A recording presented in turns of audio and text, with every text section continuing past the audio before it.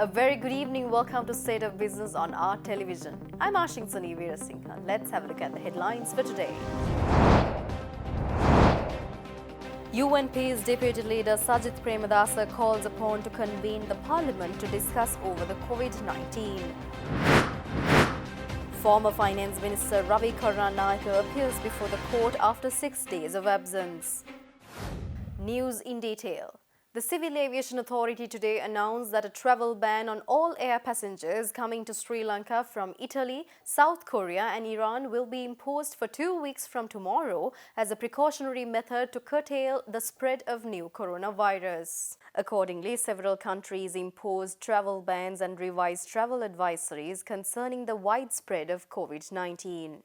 The announcement of the United States on last Wednesday suspending travel into the US from 26 European countries in order to pause the spread of novel coronavirus increased the global restrictions on worldwide travelers.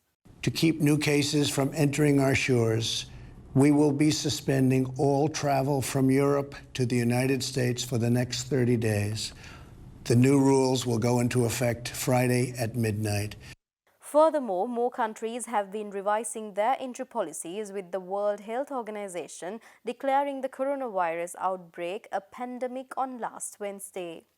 India is now suspending all tourist visas and enforcing a 14-day quarantine on all travellers, including returning Indian nationals from China, France, Germany, Iran, Italy, South Korea and Spain. Meanwhile, High Commission of India in Colombo, releasing a statement, announced that all existing visas except diplomatic, official, United Nations and international organizations, employment, project visas stand suspended till 15th April 2020 with effect from today at the port of departure.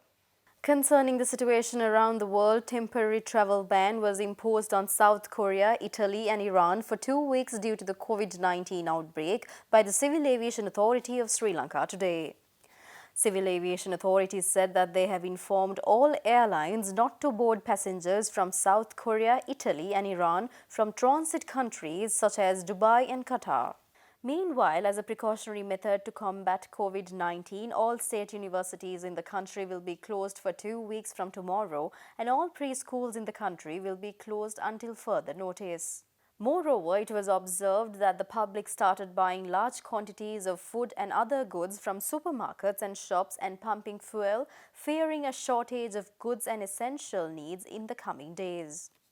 Meanwhile, at this juncture, releasing a press release today, the Ministry of Passenger Transport Management urged the general mass not to panic over a false fuel shortage in the country, and that the ministry has already informed the relevant officials to cancel the license of the filling stations which fabricate false news on a possible fuel shortage in the country when the real situation is not that. The Director General of Health Services, Dr. Anil J Singh, informs that a COVID-19 Information Centre has been established collectively by the Department of Health, Health Promotion Bureau and the Department of Government Information in order to prevent public being misled. Dr. Anil J Singh made these observations during a media conference pertaining to COVID-19 held at the Department of Government Information premises this evening. During the media briefing held today, it was informed that COVID-19 Information Centre renders corrected and official information of the spread of virus.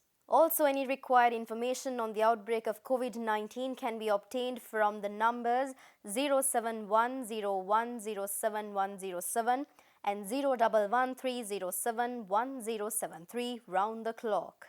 Meanwhile, the Director General of Health Services, Dr. Anil J Singh, replied to questions posed by the journalists. Big rumor going round that some of the people didn't get on to the buses to go to the quarantine centers but ran away from the airport. I'm saying it's a rumor. I'm asking you to confirm whether it's a rumor or not. Yeah. Then the other thing is Shall I answer? Yes. Nobody can leave from quarantine, and also the system has further improved for their comfort and our, their flexibility and not to hinder other passengers, as well as, for us to do it in a bit of a simple manner. That is, through the manifest, we identify the passengers from those 3 countries in the plane itself. So therefore, they need not to be escorted to the main building. They are straight away taken to the domestic arrival. But I assure nobody could Get run got away. away. No. Then Dr. Anil, Sri Jayawardhanapura University is testing. Is it the university or hospital which is testing? It is the university. It's a university. Yeah. Then you said there are 64 people suspected cases in 17 designated hospitals. Yeah. Does this 64 include the 8? Yeah, we have the epidemiology unit. We have regional epidemiologists. That means every district has got a regional epidemiologist. And then we have medical officers of health. They are in charge for public health of a certain area. So we have 300 dot such areas. So that is the network how we implement this follow-up. And under every medical officer of health, there are public health inspectors. It is the public health inspector who generally visits these patients. But I would say sometimes the medical officer of health himself or herself do a primary inspection visit, in certain cases. For example, when it comes to these two cases, even the chief MOH of Colombo visited these patients. So depending on the requirement. And then they have to do that for 14 days. And once that 14 days is over, they have to send their report back to the epidemiology unit. And this process is supervised and governed by the regional directors of health services and the provincial directors of health services. Former Minister Ravi Karunanika today appeared before Colombo Fort Magistrate Court following an order given by Appeal Court to appear before 4 p.m. to Fort Magistrate Court. Appeal Court will again take up the case on 17th March for further consideration. Fort Magistrate Rangadisanaika issued warrants last Friday on 10 suspects wanted over the central bank bond scam that took place on March 27th and 31st, 2016. Suspects are accused of criminal misappropriation, profiting from insider dealing and market manipulation from two bond auctions took place on 27th and 31st March in 2016, totaling a whopping amount of 51.89 billion rupees. One of the suspects, PTL Director Muthuraj Surendran, was arrested by the CID on Saturday and remained till March 18th after being produced before the Colombo Additional Magistrate Priyantha Lianage. Meanwhile, the writ applications filed on behalf of former Minister Ravi Karunanika, Perpetual Treasury's owner Arjuna Aloysius, Central Bank employees Sangarapillai Pathumanabhan and Indika Saman Kumara seeking a court order to revoke the arrest warrants issued against them was taken up for consideration this morning. The court has ordered former Minister Ravi Karunanika, Arjuna Aloysius and two others to appear before the Fort Magistrate Court before 4 p.m. today. Appeal Court has also ordered the Fort Magistrates Court not to issue any orders against the four petitioners. The case will be taken again on next Tuesday, the 17th of March, for further consideration. President Gotabaya Rajapaksa requested the heads of research organizations to find ways and means to uplift a small country like Sri Lanka with a comparatively small population and an economy. President Rajapaksa made these observations during a meeting held at the Presidential Secretariat yesterday with chairmen and director board members of state sector research entities. President Gotabaya Rajapaksa stressed that since the current global economy is based on knowledge, our economy should also be developed around our workforce with opportunities to train them easily. He further added that the state sector has an enormous responsibility in fulfilling aspirations of the people, and if the public institutes functions in an efficient manner, no issue will be arisen anywhere in the country. The President emphasized that conducting comprehensive researches is crucial for economic development and said that his main objective is to ensure a higher standard of living for the lower segment of the society. We are an agricultural country, but our farmers have always been poor. Second and third generations choose the agricultural field if it is the only option for survival. President also said that modern technology should be introduced to the agriculture field to attract new generation, as India has successfully achieved results by doing so. He invited the researchers to introduce new technologies to agriculture in order to free the underprivileged people from poverty. Explaining the role and responsibilities of the research institutes, the president also said it is imperative for researchers to identify accurately what our people need. Stay tuned for more news after this short break.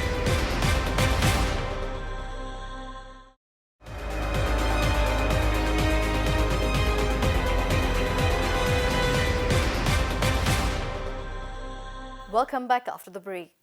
Opposition leader Sajith Premadasa says that President Gotabaya Rajapaksa should convene the parliament soon to discuss over the COVID-19 danger which has affected a number of countries.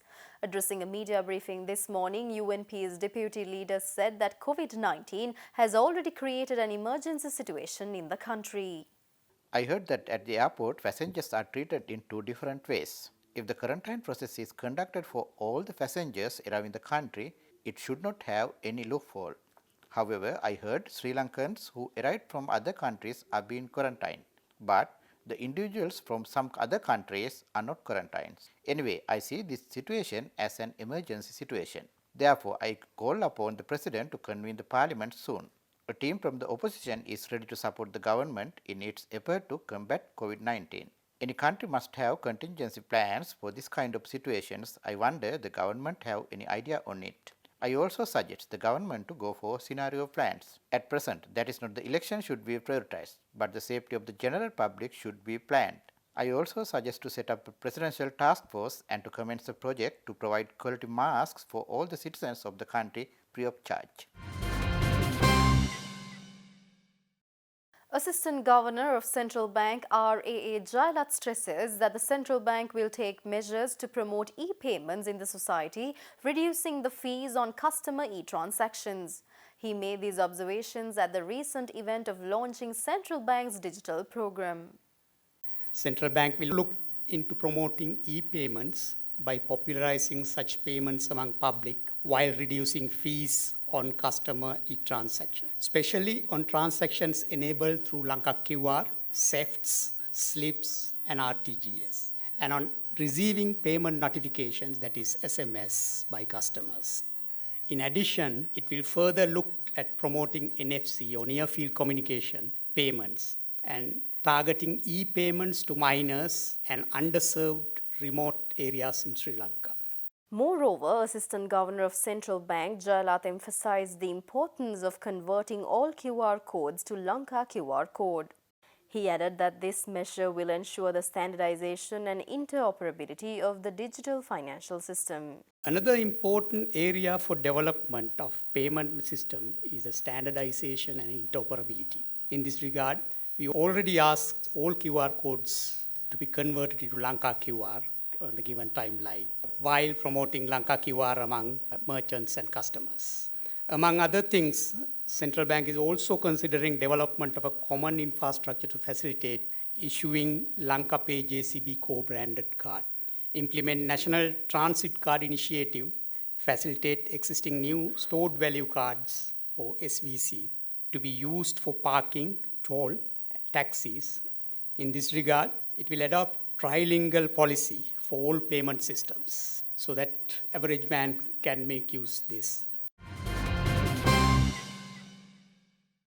Regular trading at the Colombo Stock Exchange was temporarily halted for 30 minutes this morning for the third consecutive day for the week as S&P SL20 index dropped by 5% during the trading session from the previous close. Now the research head of First Capital Holdings, Dimantha Matthew, will provide us a detailed analysis on the stagnant performance of the stocks of the gone week with a stock forecast for the coming week. We went through a tough week this week with a heavy decline in the stock market. Starting off on from Tuesday onwards, Monday was a holiday this week. We saw a trading halt being triggered midday on Tuesday, and then again on Thursday and Friday. So three trading halts altogether during this week being triggered because of the circuit breaker where the S&P SL20 on all three occasions declined by over 5%, and that triggered a circuit breaker in the index. And so with that we saw 30-minute trading halts on 3 out of the 4 days during the week, triggered by heavy selling pressure continuously throughout the week. So at the start of the week we saw heavy foreign participation as well, primarily on the selling side, supported by local selling pressure as well. But as the week progressed, foreign participation actually significantly declined, and it was panic selling by the local players which triggered the market decline. All shares across the board heavily declined, especially concentrated by the blue chip counters, the mainly John Keir Holdings, banking sector counters, and the blue chips in the consumer sector, CTC, Nestle saw heavy declines in the market. If you take the coming week with the spread of the coronavirus in Sri Lanka, we feel that it has some sort of an impact in the market sentiment and the investor sentiment as well. So with that, we feel that most investors are likely to adopt a wait and see approach as their investment strategy in the coming week. So with that, we believe that the overall market turnover and volumes is likely to be low. So with that, the activity in the market is likely to stagnate. So because of that, we feel that the ASPI index is likely to stagnate throughout the week as we go on to see how the things progress in the virus front in Sri Lanka. So if there is more spreading of the virus, we feel that there could be a bit more of selling pressure that comes in. However, if the situation gets contained, I think there will be a more of a stagnation in the market as most investors will be on a wait and see approach. Stay tuned for stock updates after this short break.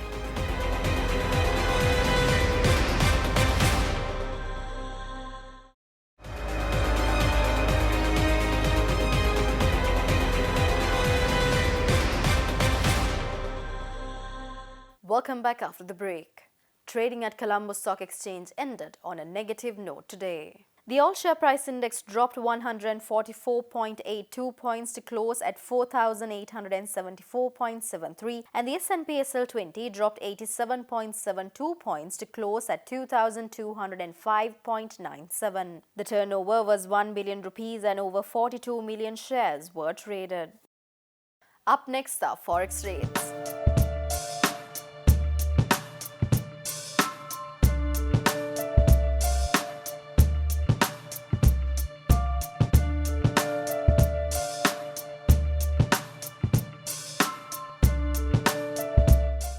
And that's all the news for today. Log into our Facebook page and subscribe to our YouTube channel to get the latest news and updates. Also, join us on a special discussion on the COVID-19 on this Sunday at 10 a.m.